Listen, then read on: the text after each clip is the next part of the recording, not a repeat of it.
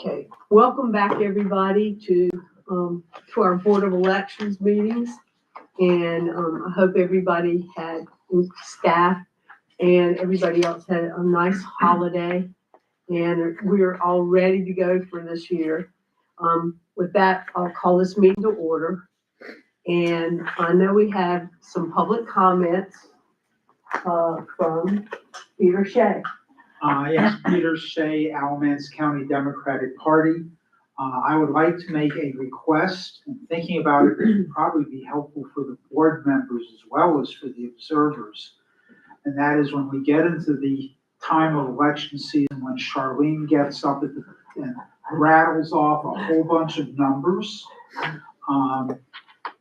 faster than I can take notes.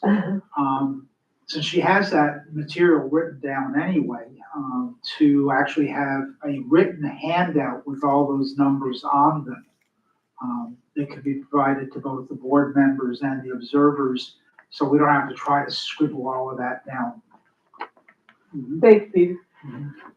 And Charlene has already indicated that she will try to slow down and that she'll have those numbers for us in written form when we need them.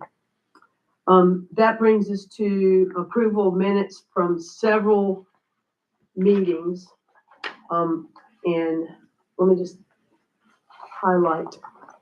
I'm thinking the first of those is the minutes from the protest preliminary consideration meeting on November 21st.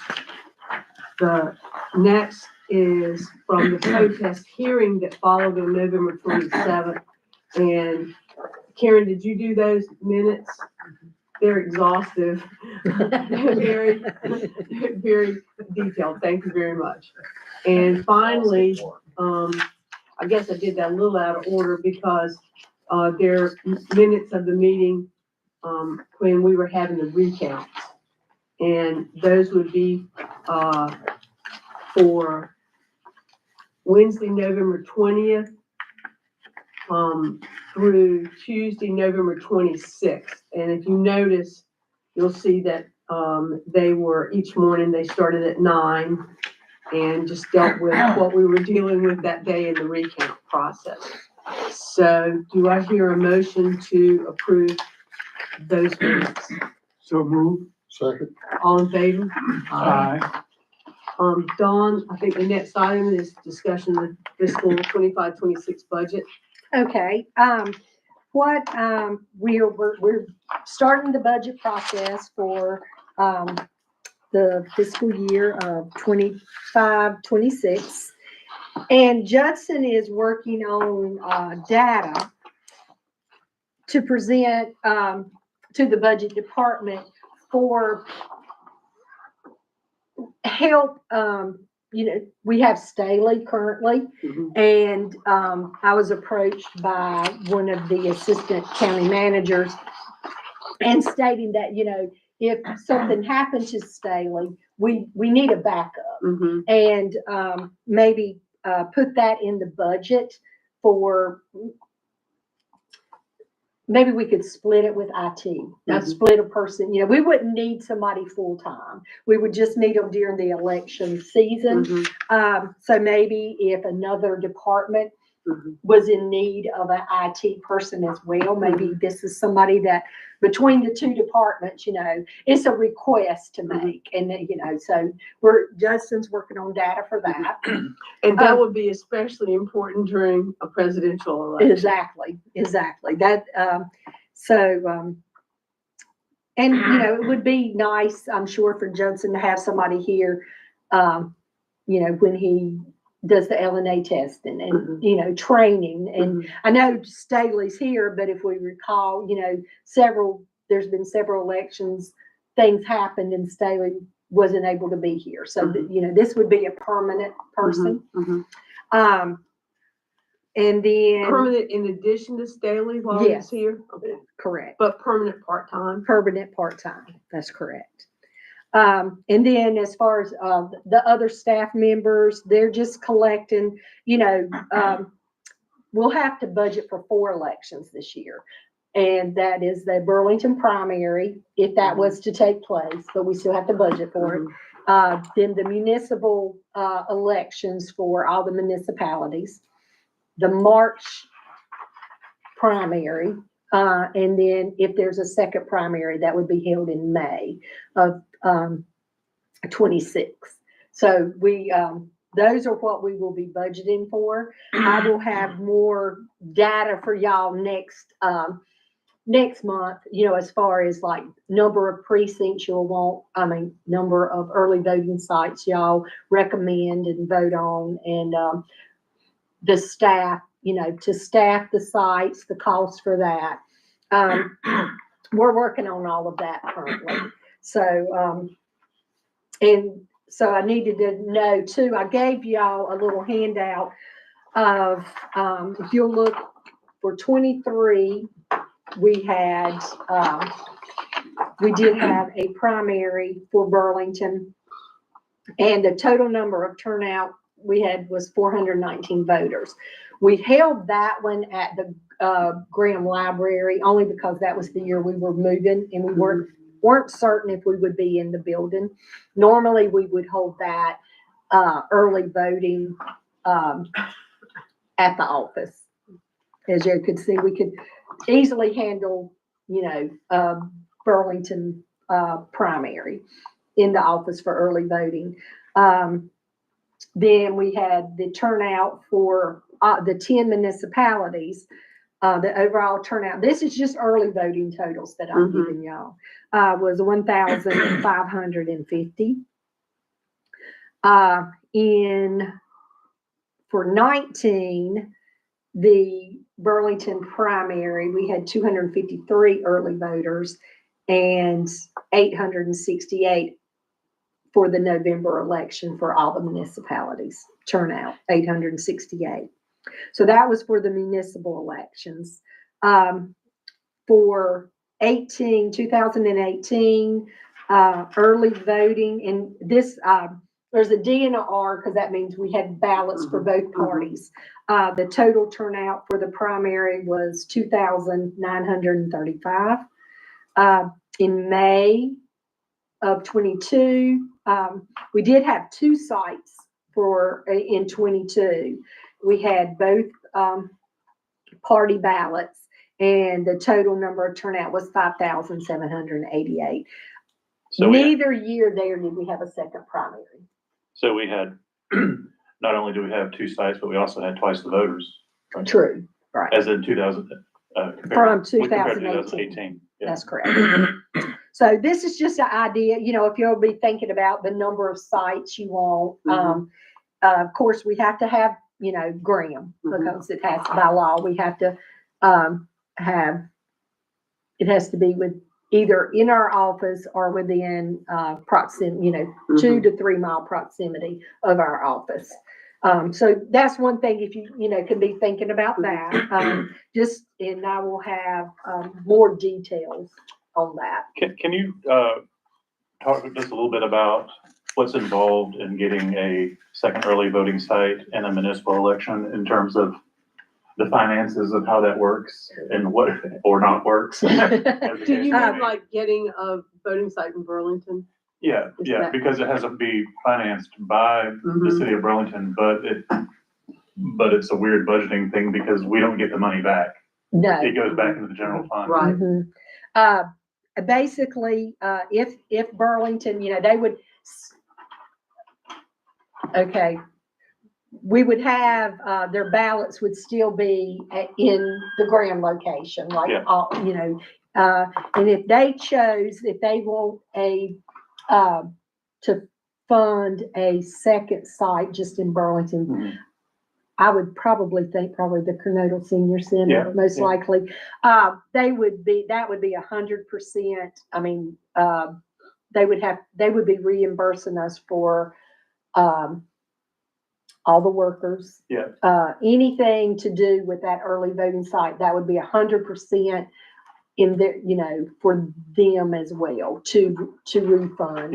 I'm this week I'm working on let me ask you this first. Have they approached you about this? And the Every reason- municipal election, I know, it's just out there, people be like, why Right. do we have You to? have to go to Graham's. Right. For a Um, Burlington primary. What I was gonna do, I'm getting ready to, hopefully by the mid next week, I'm sending out estimates to the municipalities for their budget of what, it would cost. I can, I can give them the option That would, yeah. of, I can include what it would be if it was still just Mhm. in Graham, Mhm. but then what it would cost if we, That would be good. At least we would have an answer, Yeah. a definite answer when we were so asked. with Because I already give it the answer you just gave, except that we haven't gone to through the process of, of really making it, laying it out there for them to either adopt or not adopt. exactly. Pretty much putting the onus on Burlington as opposed to. Yeah, I mean, they're not gonna do anything if they don't know how to do it. And if we can show them what it would take, then maybe they would, and if they don't, then the next time around, Do you want me to do that for the primary as well? how much more, Well, when when they have less than 1,000 voters. yeah, Well, it might be more if it's in Burlington. Okay, so I'll give I it mean, to it's them. worth, I'll give it to them. it's worth a Yeah. shot. Okay. I can do it, for both elections, for and, one site and for two. and then the downside for us, it seems like there should be, if Burlington really wanted to do it, Mhm. and it seems like it seems like our hands shouldn't be completely tied with the budgetary process. Isn't there somebody somewhere in the process that could say, okay, well, let's increase the board's budget at the county level enough to give them back the money that they Well, spent? if I could send that to them Yeah. and they, say we would like to do it, I would include that in our, non-permanent salaries, Yes, in our budget. I would go ahead and include that. And when I meet with my budget, people, I would tell them why that line item's increased. Because it's gonna increase already from last year to this year, even though that was a presidential, that was only one election we had to budget for last year. Yeah. For this election year cycle, we have to budget for 4. Mhm. And so there's, it is a big difference. So there's already going to be, in that line Yeah. item, going to be a so difference. if it's not a terrible amount, because what are the chances it'll happen? I don't know. It hasn't happened before, so it may not happen again.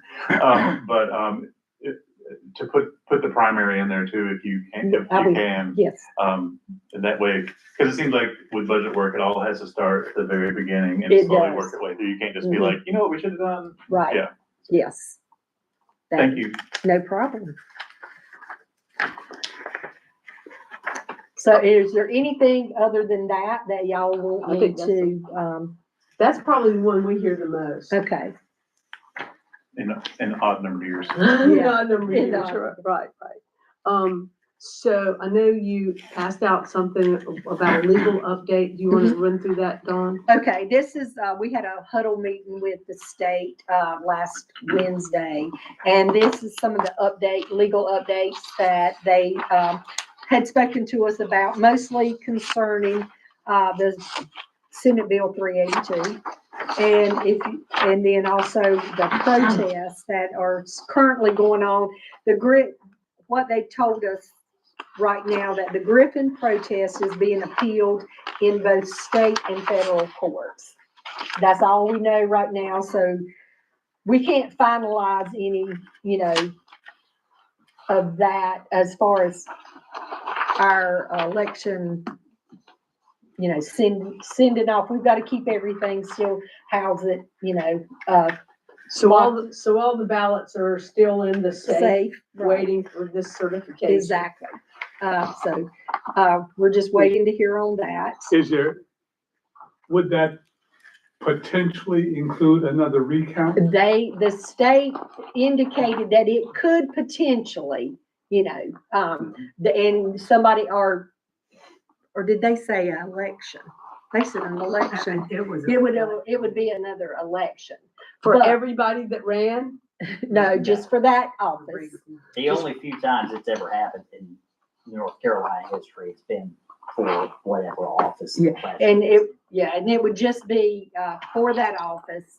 And they do not have an idea when if it even happened, they haven't even looked forward to when it would be, when it would take place. So, When you say that they've been appealed, does that mean they've gone to court and have lost? Like the Griffith campaign has gone to court and lost and are now appealing those decisions? I think they're appealing the state board's dismissal, Okay. is my understanding of what is being considered. So not appealing court, but appeal at the regulatory level. So after everything that the state board took up and then when they took up the little that we had left, Mhm.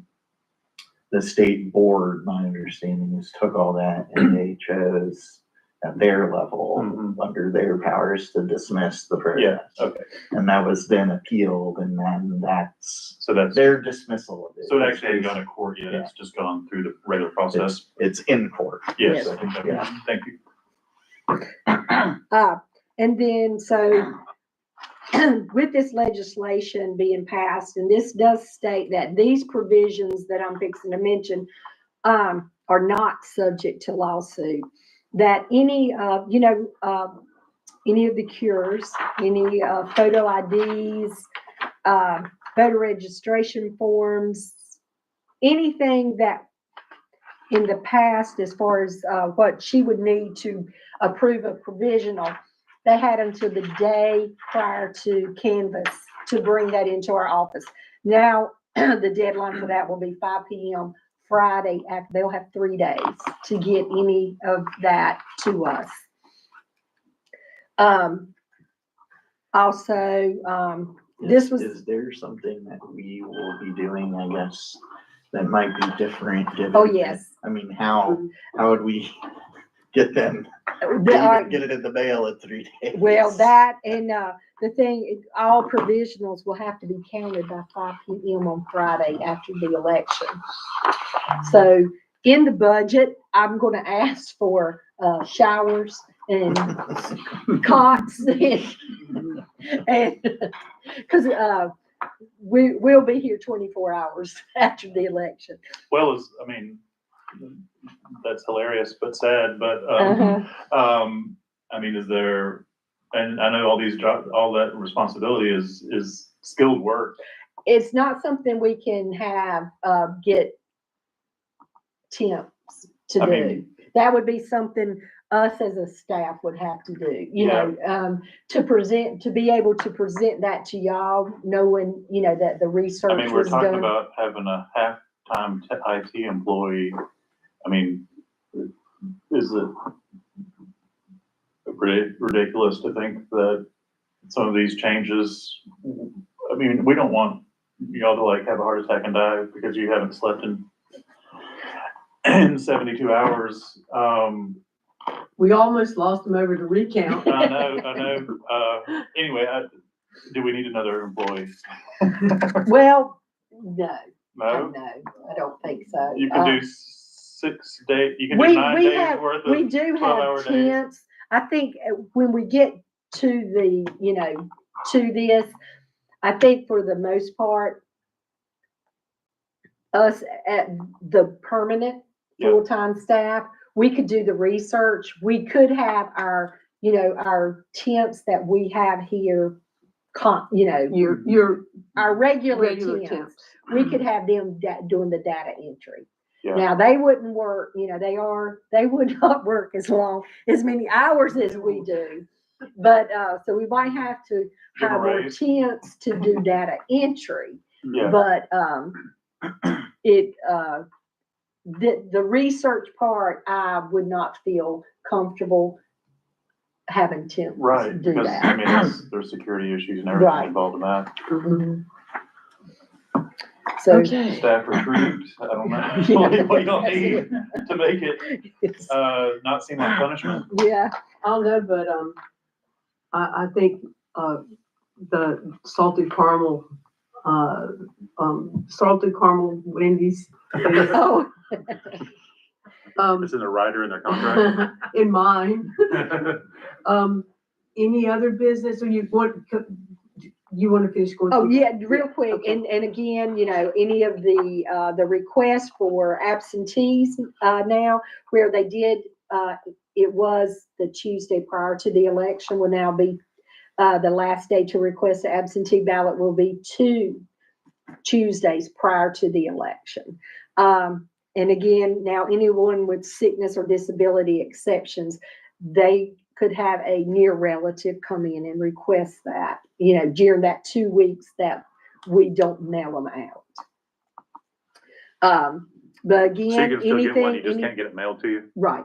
Well, if you, during that 2 weeks, and all right, the week prior to the election on that Tuesday, when, when mail-in absentees ended, Mhm. from that, Wednesday through, the Monday prior to election day, Mhm. if you ended up in the hospital, your wife, spouse could come in and request, you know, and you knew you weren't gonna, be able to get to the polls to vote, you could have a loved one come in Mhm. and request the absentee ballot. We would, at that time, process it immediately, hand it to them, they would take it to you. And So that's then already been that way? that's been that way. Now, instead of the week, it's gonna be 2 weeks. Okay. But it has to be because you're unable to go to the polling site. You know, Right. something happened unexpectedly, you went to the hospital, you But know, the only, I mean, the person, the loved one just has to come in and tell a or the convincing near story. relative. Yeah. I'm saying, I don't know why I said loved one. I thought that was sweet. But the near relative, Okay. yes, they have to come in personally and, request it Okay. and fill out the form. And again, it has to be a near relative because that's, you as a voter or a near relative are the only ones by law that can request the absentee ballot. Okay? The same people that can help you with your ballot are the same ones that can come get your ballot. Mhm. And again, any, photo exceptions or, cures has to be in our office by that Friday. And that's the highlights of what, you know, we're looking for. And those all went into effect, will be in effect this election, January 1st. January 1st, 25. Nothing changes about the canvas date. No, Canvas date's still the same. Kansas State's still the same. But, so what and all absentee ballots will have to be, if we get a ballot, if somebody walks in the door and hands a ballot at 7:25 on election day, we have to count that ballot that night. All absentee ballots have to be counted on election night. We won't have a supplemental absentee meeting after, So, for example, in 2024, how many absentee ballots did we get that would have had to have been counted by election? we are, Is that? It was a lot. I would have to get, It was a Charlene to look ton. that up. But if this had been in effect, what we'd have probably had to do is, all right, you know, we, on that Monday when we met at 5 and y'all approved the ballots that were returned from the prior Tuesday Right. to Monday at 5 o'clock, we'll probably have to start counting those ballots on Monday night. And then, And that's allowed with the new yes, changes? and then on Tuesday, we'll be counting the ballots that are received on, you know, we'll probably set, you know, maybe like this past election, people were walking, you know, we had a Oh, special, yeah. place because we just had people walking in, you know, returning their ballots. Mhm. So we'll probably maybe have, you know, at the 2 o'clock meeting, we can go ahead and count what's brought in at that point, and then just periodically during the day have certain times that we're gonna count, and then again at 7:30 for sure. So it's gonna be different. Mhm. But we can talk about, you know, Again, at the meeting I'm having, next month with, some of the other counties, we're going to talk about when did they count their absentee, did they count them all election day like we did from that last week? Did they count them on Monday nights? What was their process?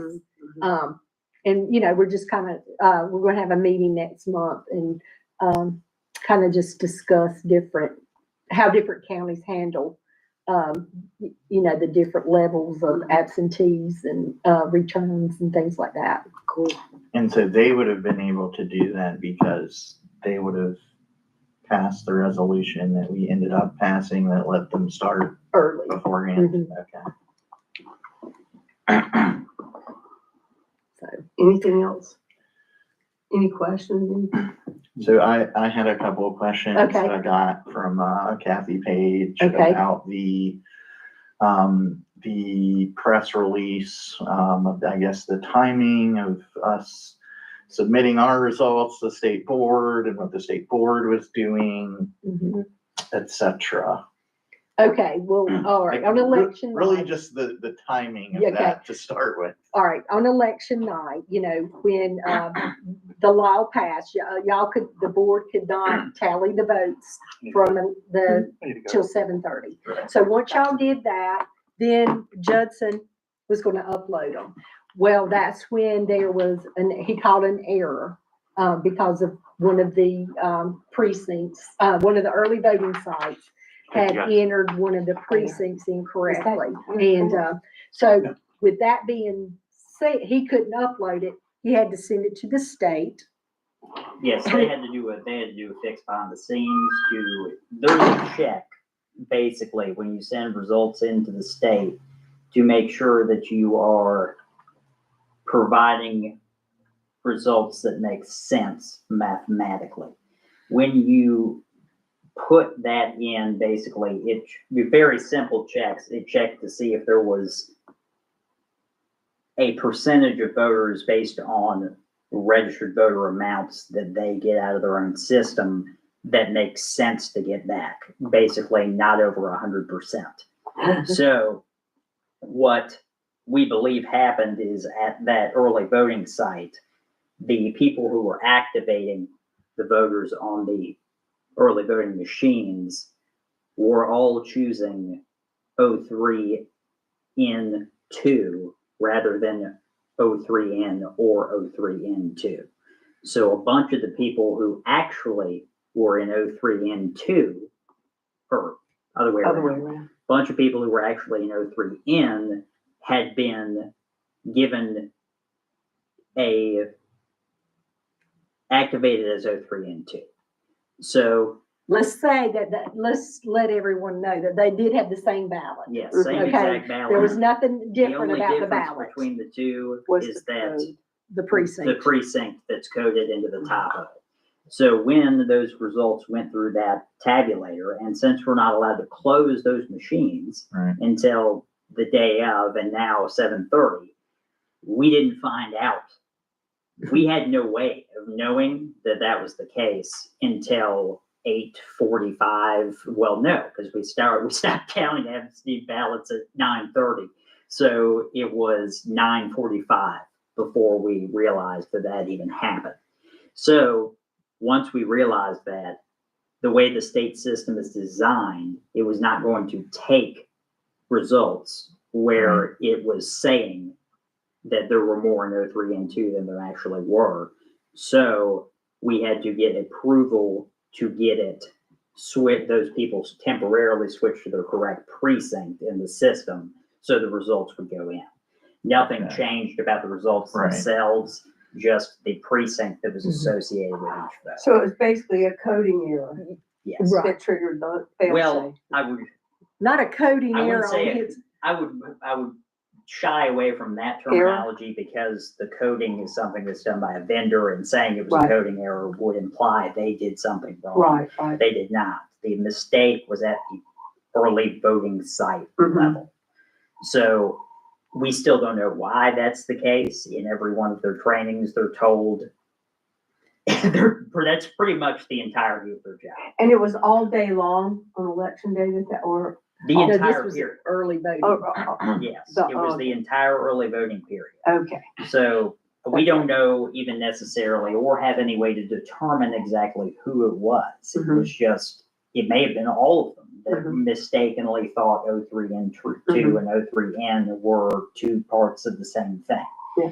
And you kind of can, I guess, see where they could possibly make Oh, that yeah. mistake because it's the same ballot, Mhm, but still, it's something that should have been right. mhm. And you can, so at that point, once he, the state, we were at their, Mercy. mercy, yes, whenever they corrected it before we could, put the results out there. And we probably weren't the And only they- ones that were calling them to Exactly. have There- some kind of there's- issue. There's Wilson County. There's too. one guy in Wrong 100 phone. counties, okay? So, he was kind of, tied up. He was answering all the questions from Exactly. 100 counties. Now, to help this in future, in the future, we are looking at renaming, the O3N2, so Mhm, that this, error mhm. hopefully won't happen. There's again. also notably a piece of equipment that is going through certification right now. It's a part for the current machine that we have that does that activation for the worker, rather Oh, than leaving that nice. responsibility in their hand. That is not legal right now in North Carolina, Mhm. but further along in the future, that could be a possibility. Excellent. So, And so the sort of follow-up, as you kind of mentioned with the naming, is the question of, well, if this is sort of the issue, why can't we just rename these districts in a more logical precincts rather in a more logical way? Like, why do we need to keep them named as they are? Or is there anything There's no that could real- be done, et cetera? well, it would be it would take a Be quite an lot to rename them. undertaking, yes. It would be a large undertaking, but I think renaming this one to, would, Most It of was- them have a distinct name exactly. Right. and designation. And, also, letting you know, I don't think it was anything on the trainer when he trained them, because it's only happened at one of the early voting sites. I feel like if it was something that, they had been trained, it would have been at all of our Mhm. early voting Mhm. sites, and this was only at one of them. Right, right. And, Well- and this also being at the site that it happened, O3N and O3N2 are right there at that early voting site. That's why other- the majority of it happened And the there. other thing is, it got caught by a fail-safe thing, so that, I Exactly. mean, to me, that just shows Which is the a good thing. integrity of the system, that Mhm. even that small, glitch, Mhm. got caught, so. Something else in terms of context that's worth noting is that those two names were not so similar just arbitrarily. The reason they were named that way in the first place is because that precinct was split off Mhm. Right. from that other precinct. So technically, based on where the precincts are drawn, back when precincts were last drawn, they're the same precinct, but they're not the same precinct in terms of tabulating and reporting results anymore. Mhm. So they, it's unfortunate that they were so similarly named and still are so similarly named, but it made sense, I guess, in the past, whereas it may not necessarily make sense going forward. Mhm. Sure, I think there was one other question. Okay.